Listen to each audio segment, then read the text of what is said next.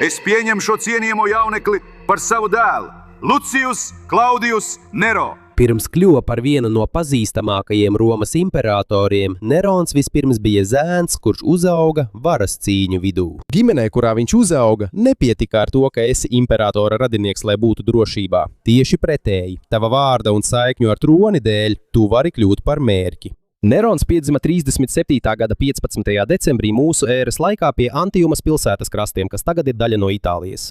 Viņa īstais vārds bija Lucijus Domitijus Ahenobarbus. Viņa māte bija Agripīna jaunākā, imperatora Kaligulas māsa. Viņš bija arī Augusta pirmā Romas imperatora mazmazdēls. Tāpēc Nerons piederēja pie Julio Klaudija dzimtas, varenās ģimenes, kas daudzus gadus valdīja Romas impērijā. Taču viņa bērnība nebija mierīga. Nerons bija tikai 2 gadus vecs, kad Kaligula apsūdzēja viņa māti Agripīnu par līdzdalību sazvērestībā, lai atņemtu viņam troni. Nav skaidrs, cik patiesi bija apsūdzības, taču viņa tika nekavējoties sodīta. Viņai atņēma īpašumus un izsūtīja uz mazu salu. Nerons palika bez mātes sev blakus. Pēc dažiem mēnešiem nomira arī viņa tēvs. Nerons tajā laikā bija tikai 3 gadus vecs. Viņa daļa no tēva bagātības arī atņēma Kaligulas valdīšanas laikā.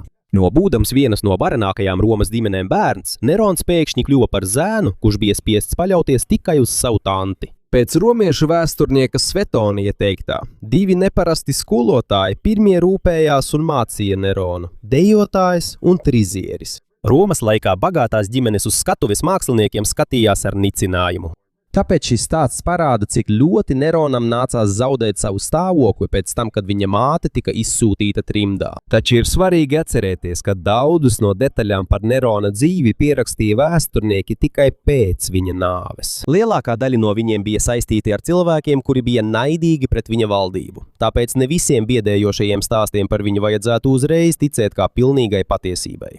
Skaidrs ir tas, ka Nerons uzauga pasaulē, kas bija pilna ar bailēm un nodevību. Viņa onkulis Kaligula kļuva par imperatoru 37. gadā mūsu ēras. Sākumā daudzi bija apmierināti ar viņa valdīšanu. Viņš bija arī slavenā ģenerāļa Germanika dēls, tāpēc karavīriem un parastajiem romiešiem bija liela uzticība viņam. Taču laika gaitā viņam radās arvien vairāk ienaidnieku. Viņu apsūdzēja nežēlībā, neapdomībā un aizdomīgumā.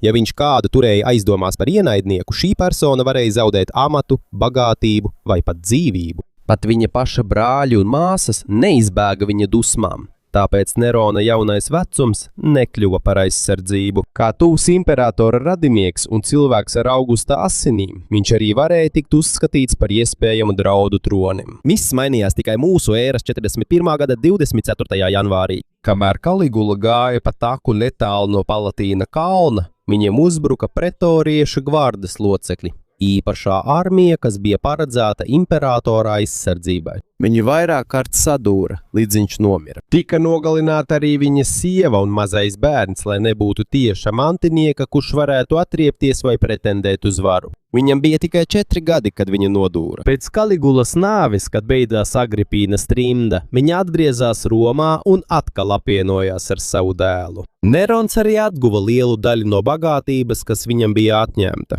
taču tas nenozīmēja, ka viņu dzīve kļuva mierīga. Jaunais imperators bija Klaudijs, Agripīnas tēvocis un viņas tēva brālis. Jaunais Nerons vēl nezināja, ka šīs pārmaiņas viņu tuvinās varenākajam amatam visā Romas impērijā. No dzēna, kurš gandrīz zaudēja savu vārdu, ģimeni un bagātību, viņš pamazām tiks sagatavots tronim. Un cilvēks, kurš darīs visu, lai viņu tur ieceltu, nav neviens cits kā viņa paša māte. Tagad pēc Kaligulas nāves pretoriāļu gvarde pasludināja Klaudiju par jauno imperatoru. Viņš ir Agripīnas onkulis un Nerona vecvectēvs caur laulību. Precīzāk sakot, viņš ir Agripīnas tēva brālis. Viena no pirmajām lietām, ko Klaudijs izdarīja, bija atgriezt Agripīnu no trimdas. Beidzot, Agripīna atkal apvienojās ar savu dēlu. Viņiem tika atdota arī liela daļa bagātības un stāvokļa, kas tika zaudēta Kaligulas laikā. Taču Agripīna zināja, viņu liktenis var atkal mainīties. Viņa jau bija pieredzējusi, kā ir zaudēt naudu, ģimeni un brīvību tikai imperatora lēmuma dēļ. Tāpēc viņa sāka veidot savus sakarus Romas iekšienē. Viņa apprecējās ar bagātu romiešu amatpersonu Gajusu Salustiju Pasienu Kripsu. Kad viņš nomira, liela daļa viņa bagātības nonāca pie Agripīnas. Senie rakstnieki apgalvo, ka Agripīna vai nu saindēja, vai nogalināja savu vīru, lai iegūtu viņa īpašumus. Taču nav pietiekamu pierādījumu, lai apstiprinātu, ka tas tiešām noticis. Iespējams, šie stāsti tika izdomāti, lai attēlotu viņu kā alkatīgu un bīstamu cilvēku. Skaidrs ir tas, ka viņa kļuva par bagātu un ietekmīgu sievieti. 48. gadā mūsu ēras laikā Klaudijs nogalināja savu sievu Misalīnu pēc tam, kad viņu apsūdzēja nodevībā un sazvērestībā pret imperatoru. Klaudijs palika bez sievas, kamēr viņa dēls Britannikus vēl bija jauns. Šeit Agripīna saskatīja iespēju pietuvināt Neronu tronim. 49 gadā mūsu ēras laikā Klaudijs apprecēja savu brāļa meitu Agripīnu. Šāda veida laulības Romā nebija ierastas. Senātam pat bija jāapstiprina likuma izmaiņas, lai to atļautu. Mēs nevaram droši zināt, kāds bija Klaudija patiesais iemesls. Iespējams, viņš vēlējās apvienot abas viņa ģimenes daļas. Agripīnas vārds arī bija spēcīgs, jo viņa bija slavenā ģenerāļa Germānika meita un tieša Augusta radiniece. Savukārt Agripīnai bija skaidrs, kādu lielu labumu viņa gūs no šīm laulībām. No izsūtītas sievietes viņa kļuva par imperatora sievu, un pats galvenais, viņa varēja pietuvināt Neronu varai. 50 gadā mūsu ēras Klaudijs oficiāli adoptēja Agripīnas dēlu. No tā laika bijušais Lūcijs Domīcijs Ahenobarbs tika pazīstams kā Nerons Klaudijs Cēzars. Tas nebija vienkārši vārda maiņa. Pateicoties adopcijai, Nerons kļuva par imperatora likumīgo dēlu, turklāt viņš bija vecāks par Britannikusu, Klaudija īsto dēlu. Tāpēc Nerons sāka tikt uzskatīts par spēcīgāku kandidātu nākamā imperatora amatam. Pakāpeniski Neronam tika piešķirti tituli un atbildības. Viņa publiski rādīja kā jauno mantinieku. Viņš tika uzskatīts par pilnībā sagatavotu valdīšanai. Viņa seja parādījās uz monētām, viņš piedalījās svarīgās ceremonijās un tika iepazīstināts ar Romas karavīriem un politiskajiem līderiem. Agripīna arī izvēlējās izcilus cilvēkus, kas mācītu viņas dēlu. Viens no tiem bija Seneka, slavens rakstnieks un filozofs. Otrs bija Seksts Afrānijs Burus, kurš kļuva par pretoriešu sardzes vadītāju. Ar viņa palīdzību Nerons apguva publiskās runas mākslu, likumus un pārvaldīšanas metodes. Nerons arī ļoti aizrāvās ar mūziku, teātri un ratu sacīkstēm. Šīs intereses pašas par sevi nebija sliktas, taču augstākie Romas amatpersonas uzlūkoja māksliniekus ar nievājumu. Viņuprāt, nākamajam imperatoram vajadzētu vairāk koncentrēties uz militārajām lietām, likumiem un valdību. Ir arī veci stāsti, kas attēlo Neronu kā izlutinātu un grūti kontrolējamu bērnu viņam augot. Taču lielākā daļa šo stāstu tika uzrakstīti tikai pēc tam, kad viņa reputācija bija kļuvusi slikta. Tāpēc nav viegli saprast, kas ir patiesība un kas ir pārstīlēts. 53. gadā mūsu ēras Nerons apprecēja Klaudiju Oktāviju, Klaudiju un Mesalīnas meitu. Tā bija politiska laulība. Mīlestība nebija galvenais iemesls. Tas bija domāts, lai vēl vairāk nostiprinātu Nerona saikni ar imperatora ģimeni. Taču pirms viņa apprecējās, Oktāvijai bija paredzēts precēties ar kādu jaunekli vārdā Lūcijs Jūnijs Silāns. Silanusu apsūdzēja nepareizās attiecībās ar paša māsu un atņēma viņam amatu. Viņa māsa tika atņemta un viņš tika atcelts no amata. Daudzi vēsturnieki uzskata, ka apsūdzība tika izdomāta, lai viņu novāktu no ceļa, un viņa vietā varētu stāties Nerons. Silanus izdarīja pašnāvību tieši Klaudija un Agripīnas kāzu dienā. Tikai dažu gadu laikā Nerons tika rūpīgi novietots rindas priekšgalā ceļā uz troni. Saskaņā ar likumu viņš jau bija imperatora dēls. Viņš bija precējies ar imperatora meitu. Viņam bija atbalsts no svarīgiem amatpersonām un pretoriešu sardzes. Tikmēr Britannikus palika otrajā plānā, lai gan viņš bija īstais Klaudija dēls. Viņš bija jaunāks par Neronu un vēl nebija sasniedzis pietiekamu vecumu, lai iegūtu tādus pašus politiskos titulus un atbalstu. Taču Britannikusam tuvojoties vecumam, kad viņš varētu ieņemt lielāku lomu valdībā, plāns par nākamo imperatoru varētu mainīties. Un 1354. gada 13. oktobrī Klaudijs pēkšņi nomira. Saskaņā ar senajiem vēsturniekiem Tacitu, Suetoniusu un Kassiju Dio, iespējams, viņš tika saindēts ar sēnēm, un Agripīna vai Māno to bija ieplānojuši. Taču šie stāsti tika uzrakstīti daudzus gadus pēc notikuma, un to detaļas atšķiras. Tāpēc mēs nevaram droši apgalvot, ka Klaudijs tika nogalināts. Iespējams, viņš nomira arī slimības vai dabisku iemeslu dēļ. Lai kāds būtu patiesais iemesls, viss jau bija sagatavots Nerona labā. Tomēr visa Roma vēl nezināja, ka imperators ir miris, Agripīna vispirms pārliecinājās, ka pils ir viņas kontrolē. Pēc tam Nerons tika iepazīstināts ar pretoriešu gvardi un karavīri viņu pieņēma kā jauno vadītāju. 60 gadu vecumā jauneklis, kurš reiz bija zaudējis māti, bagātību un aizsardzību, kļuva par varenākās impērijas imperatoru savā laikā. Taču aiz jaunā imperatora joprojām stāvēja cilvēks, kurš bija izplānojis gandrīz katru soli viņa kāpienā pie varas – Agripīna. Un Nero valdīšanas sākumā bija skaidrs, ka ne tikai dēls vēlas turēt varu savās rokās. Tomēr patiesais Klaudija dēls bija Britannikus. Taču viņam bija tikai 13 gadi, un viņš vēl netika uzskatīts par pietiekami vecu, lai valdītu. Savukārt Nerons bija 16 gadus vecs un jau sen tika publiski parādīts kā nākamais imperators. 16 gadu vecumā Nerons kļuva par vienīgo Romas imperatoru. Viņš bija jaunākais, kurš jebkad valdījis Romas impērijā līdz tam laikam, taču savas valdīšanas pirmajos mēnešos viņš vēl nebija pilnībā brīvs. Agripīnas ietekme joprojām bija spēcīga. To var redzēt arī monētās no Nerona valdīšanas sākuma, kur uz vienas monētas blakus attēlotas mātes un dēla sejas. Tas bija skaidrs vēstījums, ka ne tikai Nerons ir tas, kuram ir vara pilī. Valdībā piedalījās arī Seneka un Burus. Viņi palīdzēja jaunajam imperatoram pieņemt pirmos lēmumus. Sākumā Nerona valdīšana bija piesardzīga. Viņš apsolīja cienīt senātu un neiejaukties visās valdības lietās un lēmumos. Arī viņa padomnieki centās apkarot korupciju un apturēt dažus ļaunprātīgus nodokļu iekasētājus. Tāpēc daudziem romiešiem radās labs pirmais iespējas par jauno imperatoru. Taču nav pareizi apgalvot, ka viņš pilnībā aizliedza nāves sodu, gladiātoru cīņas vai visus vardarbīgos izrādes. Šādas darbības turpinājās arī viņa valdīšanas laikā. Skaidrāk ir tas, ka viņa padomnieki centās viņu parādīt kā miermīlīgāku un savaldīgāku nekā iepriekšējie imperatori. Lai gan valdība no ārpuses izskatījās labi, pilī notika sīva cīņa par varu. Agripīna vēlējās, lai viņas dēls turpina viņu klausīt. Taču, Neronam kļūstot vecākam, viņš arvien vairāk jūta, ka viņam nav jāpaliek savas mātes varā. Viņu strīdi kļuva biežāki. Agripīnai nepatika Nerona attiecības ar kādreizējo vergu vārdā Akte. Viņas prāt, tas varētu sagraut rūpīgi izstrādātos plānus viņa ģimenei. Taču, tā vietā, lai klausītu savu māti, Nerons tikai vēl vairāk attālinājās. No pils atlaida vairākus Agripīnas cilvēkus. Viņa arī zaudēja savus personīgos sargus, un viņas loma valdībā pamazām samazinājās. Tāpēc tiek teikts, ka Agripīna atkal satuvinājās ar Britannikusu. Iespējams, viņa izmantoja Klaudija jauno dēlu kā brīdinājumu Neronam. Ja viņa nepaklausīs, viņa varētu atbalstīt kādu citu, kam ir tiesības uz troni. Tas bija bīstami Neronam. Lai gan Britannikus vēl nebija sasniedzis pilngadību, viņš bija īstais iepriekšējā imperatora dēls. Nerona pretinieki varēja viņu izmantot kā jaunu valdnieku. 55. gada februārī Britannikus pēkšņi nomira, ēdot kopā ar imperatora ģimeni. Tikai vienu dienu pirms savas 14. dzimšanas dienas. Saskaņā ar senajiem ziņojumiem viņš tika saindēts pēc Nerona pavēles. Tiek teikts, ka viņa dzēriens vispirms tika uzsildīts un pēc tam pievienots augsts ūdens ar indi. Taču tāpat kā ar daudzām pils stāstiem, mums vairs nav iespējas apstiprināt, kas tieši notika. Tiek apgalvots, ka Nero teica, ka Britannikus vienkārši piemeklēja viņa iepriekšējā slimība.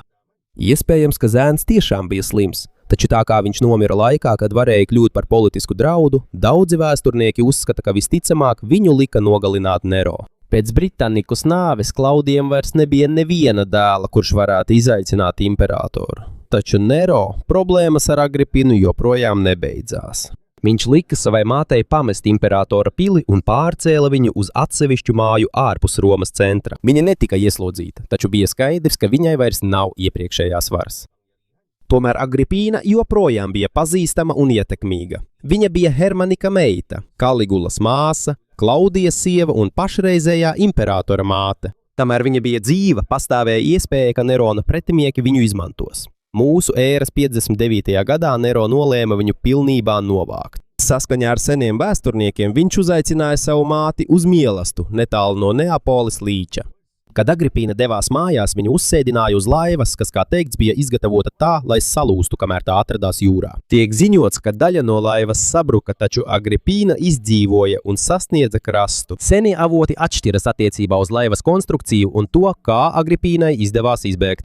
Taču parasti tiek uzskatīts, ka pirmais plāns izgāzās, un pēc tam Nerons nosūtīja savus cilvēkus viņu nogalināt. Mūsu ēras 59. gada martā Agripīna tika nogalināta savās mājās. Vienā dramatiskā stāstā teikts, ka viņa norādīja uz savu vēderu un lika tur sist vai durt ar ieroci, jo tieši tur viņa dzemdēja Neronu. Bet mēs nezinām, vai viņa tiešām to teica. Iespējams, šī frāze tika pievienota tikai, lai padarītu stāstu dramatiskāku. Pēc slepkavības valdība paziņoja, ka Agripīna it kā plānojusi sazvērestību pret imperatora dzīvību. Viņas nāve tika attēlota kā Nerona pašaizsardzība. Taču daudziem romiešiem bija skaidrs vienkāršākais fakts. Imperators lika nogalināt savu paša māti. Nerona valdība gan neuzreiz sabruka. Senāts un armija pat nosūtīja viņam atbalsta vēstījumus. Tas parāda, ka Romas politikā dažkārt svarīgāka ir drošība un lojalitāte imperatoram nekā patiesības meklēšana. Vienlaikus Nerons kļuva vēl brīvāks. Agripīna vairs nebija, lai viņu ierobežotu. Viņam joprojām blakus bija Seneka un Burus. Taču arī viņu spēja kontrolēt imperatoru pamazām vājinājās. Nerons arvien vairāk veltīja laiku lietām, kas viņam patika. Viņam patika dziedāt, spēlēt līru, rakstīt dzeju, tēlot un piedalīties ratu sacīkstēs. Mūsdienās ir normāli, ka līderim ir interese par mūziku un sportu, taču Romas elitus to skatījās pavisam citādi. Viņi prāt imperatoram bija jābūt cienīgam, disciplinētam un spēcīgam. Aktriem, dziedātājiem un ratubraucējiem bija zems status viņa sabiedrībā. Tāpēc, kad Nero sāka uzstāties publikas priekšā, daudzi senatori to uzskatīja par kauna traipu imperatora amatam. Tas nenozīmē, ka visi viņu nemīlēja. Dažiem parastajiem iedzīvotājiem viņš patika vairāk, jo viņš rīkoja publiskus šovus, spēles un sniedza palīdzību grūtā brīdī. Viņam bija arī spēcīgs atbalsts dažos Austrumu Romas impērijas reģionos, kur grieķu mūzika, teātris un sporta sacensības bija vairāk pieņemtas. Šeit var redzēt, kāpēc atmiņas par Neronu ir tik atšķirīgas. Daudziem bagātiem senatoriem viņš bija imperators, kurš neciena tradīcijas. Savukārt dažiem parastiem romiešiem viņš bija jauns valdnieks, kurš bija tuvāks izklaidei un parasto cilvēku dzīvei. Lielākā daļa viņa vēstures pierakstu nāk no augstākās sabiedrības slāņiem, tāpēc ir jābūt piesardzīgiem pieņemot katru stāstu kā precīzu patiesību. Tomēr tas arī neizdzēš slepkavības, kas saistītas ar viņa valdību. Mūsu ēras 62. gadā nomira Burrus. Nav skaidrs, vai tas bija slimības dēļ vai kāda cita iemesla dēļ. Pēc tam Nero zaudēja vienu no svarīgākajiem cilvēkiem, kas atturēja viņu no nepareizu lēmumu pieņemšanas. Arī Seneka pamazām attālinājās no valdības. Tajā pašā gadā Nerons izšķīrās no Klaudijas Oktāvijas. Viņa sarunātā laulība jau sen nebija laimīga. Viņiem arī nebija bērni. Tikmēr Nerons kļuva tuvs Popejai Sabīnai, bagātai un ietekmīgai sievietei, kuru viņš vēlējās apprecēt. Oktāviju apsūdzēja, ka viņa nespēja dzemdēt bērnus un ir neusticīga. Sākumā viņu apsūdzēja attiecībās ar kādu vergu, taču daudzi uzskatīja, ka šīs apsūdzības tika izdomātas, lai Neronam būtu iemesls viņu atbrīvot. Oktāviju izsūtīja trimdā. Kad izplatījās ziņas, Romas iedzīvotāji protestēja. Viņi mīlēja Oktāviju, jo viņa bija klusa, Klaudija meita un likumīgs iepriekšējās imperatora ģimenes simbols. Kad izplatījās baumas, ka viņi varētu atgriezt kā imperatori, cilvēki pat iznīcināja dažas Popejas statujas, un Oktāvijas attēli tika atkal izrotāti. Nerons nebija apmierināts. Pēc dažām dienām Oktāviju atkal apsūdzēja nodevībā. Viņu izsūtīja uz Pandaterijas salu un lika nogalināt 62 gada jūnijā. Viņai bija tikai 21 gads. Pēc tam Nerons apprecēja Popeju. Viņiem piedzima meita, taču mazulis nomira tikai pēc dažiem mēnešiem. Imperators par to ļoti noskuma. Mazāk nekā 8 gadu laikā tronī bija miruši Britannikus, Agripīna un Oktāvija. Mēs varam diskutēt, cik daudz no krāšņiem stāstiem par Neronu ir pārspīlēti. Taču šīs 3 nāves skaidri parāda izmaiņas viņa valdīšanā. Sākumā viņam bija padomdevēji, kas ierobežoja viņa varu. Tagad gandrīz neviens vairs nespēja viņam pateikt nē. Un 64 gada 18. jūlija naktī sākās katastrofa, kas pilnībā piemeklēja pilsētu. Nero vārds tiks saistīts ar Romas iznīcināšanu. Milzīga ugunsgrēks izplatījās no Cirka Maksima apkārtnes. Dažu stundu laikā tas aprija veikalus, mājas un šaurās pilsētas ielas. Bet pirms vainot Neronu, vispirms jāatbild uz svarīgu jautājumu. Kur īsti atradās imperators, kad sākās ugunsgrēks? Patiesībā nav taisnība slavenais stāsts, ka Nerons spēlēja mūzikas instrumentu, kamēr Roma dega. Viņš nebija pilsētā, kad sākās ugunsgrēks. Pēc vēsturnieka Tacita teiktā, viņš atgriezās un palīdzēja glābšanas darbos. Viņš atvēra vairākas vietas tiem, kuri bija zaudējuši mājas, deva pārtiku un uzcēla pagaidu patversmes. Pēc ugunsgrēka tika paplašinātas arī ielas un jaunās ēkas tika būvētas no izturīgākiem materiāliem. Taču Nerona reputācija tika sabojāta, jo viņš uzcēla milzīgu pili uz zemes, kuru bija skāris ugunsgrēks. To sauca par Domus Aurea, jeb zelta namu. Tāpēc izplatījās baumas, ka tieši viņš pats aizdedzināja Romu, lai iegūtu vietas savai pilī. Nav stingru pierādījumu tam, bet daudzi tam noticēja, jo viņi jau bija dusmīgi par viņa greznību. Lai novērstu vainu no sevis, Nerons sodīja nelielu kristiešu grupu Romā. Pēc Tacita teiktā, daži tika iemesti plēsīgiem dzīvniekiem, bet citi tika sadedzināti. Precīzs bojā gājušo skaits nav zināms, bet ir skaidrs, ka sods bija nežēlīgs. Pēc tam valdības izdevumi vēl vairāk pieauga, jo tika atjaunota Roma, būvēta pils un rīkoti dārgi publiski pasākumi.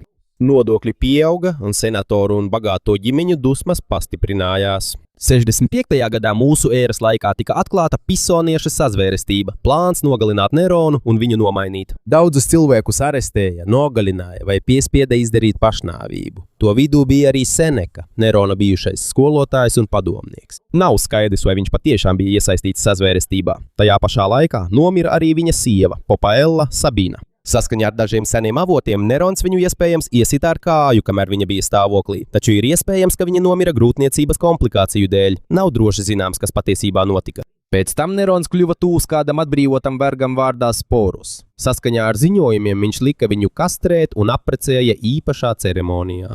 Tas vēl vairāk saliknoja Romas eliti, jo viņu prāt Nerons vairs neciena imperatora amatu. 66. gadā mūsu ēras Nerons devās uz Grieķiju. Viņš piedalījās dziedāšanas, aktiermākslas un kaujas ratu sacensībās. Viņu vienmēr pasludināja par uzvarētāju, pat ja viņš sacensības nepabeidza veiksmīgi. Ir skaidrs, ka neviens tiesnesis negribēja imperatoram pateikt, ka viņš ir zaudējis. Viņu Grieķijā uzņēma ar prieku, jo viņam ļoti patika viņu kultūra. Taču Romā viņu arvien vairāk uzskatīja par valdnieku, kurš vairāk interesējies par uzstāšanos nekā par pārvaldīšanu. Kad pienāca 68. gads mūsu ēras, sākās sacelšanās. Galijā sacēlās Gajus Jūlijs Priemais, Gajus Vindeķis, un viņš atbalstīja Galbu, vienas Spānijas daļas gubernatoru. Vindeks tika sakauts, taču atbalsts Galbam turpināja izplatīties. Galu galā Neronu pameta pretoriešu gvarde, senāts un daudzi karavīri. Kad Nerons saprata, ka neviens vairs nevēlas cīnīties viņa labā, viņš aizbēga no Romas. Viņš paslēpās kāda atbrīvotā verga vārdā Faons mājā. Tikmēr viņu pasludināja par valsts ienaidnieku. Tas nozīmēja, ka viņu varēja arestēt un nogalināt. Kad beidzot 68. gada 9. jūnijā pēc Kristus, kad kareivi tuvojās, viņa atbrīvotais vergs Epafroditus palīdzēja viņam pats sevi sadurt kaklā. Nerons bija tikai 30 gadus vecs. Ar viņa nāvi beidzās Jūliju Klaudiju dinastija, ģimene, kas sākās ar Augustu. Taču Roma nekļuva mierīga. Viena gada laikā 4 imperatori nomainīja viens otru pie varas. 69. gads pēc Kristus kļuva pazīstams kā 4 imperatoru gads. Tas parādīja, ka problēma nebija tikai Nerons. Romai nebija arī skaidras kārtības, kā izvēlēties jaunu valdnieku. Arī cilvēku viedokļi par Neronu atšķīrās. Daudzi senatori un vēsturnieki viņu ienīda viņu izšķērdības, slepkavību un aizdomīguma dēļ. Taču daži parastie pilsoņi un cilvēki austrumu provincēs turpināja viņu atbalstīt pateicoties publiskajiem pasākumiem un palīdzībai, ko viņš sniedza pēc ugunsgrēka. Tāpēc ir iespējams, ka daži stāsti par viņu tika pārspīlēti viņa pretinieku dēļ. Taču tas nemaina svarīgos notikumus. Viņa valdīšanas laikā mira Britannikus, Agripīna un Oktāvija. Kristieši tika spīdzināti, un daudzi cilvēki tika nogalināti pēc sazvērestības pret viņu. Nero īstā problēma nebija tikai tā, ka viņš kļuva par imperatoru jaunā vecumā. Pieaugot viņa varai, pamazām pazuda arī cilvēki, kuri spēja viņu apturēt. Un kad viņš pilnībā zaudēja kontroli, viņš atstāja Romu sašķeltu, baiļu pārņemtu. Un atkal cīnoties par troni. Un vēl piebildīšu, pirms mēs beidzam. Pēc Tacita teiktā, viņš lika kristiešus barot mežonīgiem zvēriem un dažus arī sadedzināja. Nav zināms precīzi bojāgājušo skaits, bet ir skaidrs, ka sods bija nežēlīgs. Šī vajāšana ir viens no iemesliem, kāpēc Nero kristiešu tradīcijā kļuva par ļaunuma simbolu.